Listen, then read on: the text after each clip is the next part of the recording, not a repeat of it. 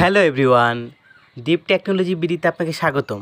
আজকে আমরা শিখব কিভাবে একাধিক ইমেজকে পিডিএফে কনভার্ট করা যায়, মানে জেপিজি থেকে কিভাবে পিডিএফে কনভার্ট করা যায়।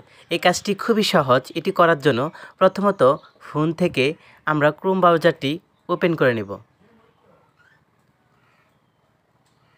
ক্রোম ব্রাউজারে সার্চ অপশনে গিয়ে আমরা লিখব I love PDF. I love PDF লিখে আমি সার্চ করব। তারপর আই লাভ পিডিএফের যে ওয়েবসাইটটি আছে এখানে আমি ক্লিক করে দেব।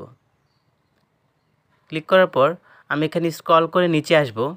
নিচে আসার পর দেখতে পাবো জেপিজি টু পিডিএফ, এটাতে ক্লিক করে দেব। সিলেক্ট জেপিজি ইমেজ এই অপশানে ক্লিক করে দেব।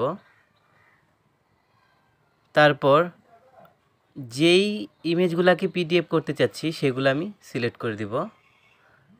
দুইটি ইমেজ আমি সিলেক্ট করে দিলাম। তারপর ডান অপশনে ক্লিক করব। দেখতে পাবো যে আমার সিলেক্টকৃত দুইটি ইমেজ এখানে শো করতেছে। তারপর আমি কনভার্ট টু পিডিএফ এটাতে ক্লিক করে দিব। কিছুক্ষণের মধ্যে কনভার্ট হয়ে যাবে। কনভার্ট হয়ে গেছে। তারপরে আমি পিডিএফটি ডাউনলোড করে নিব ডাউনলোড অপশন থেকে।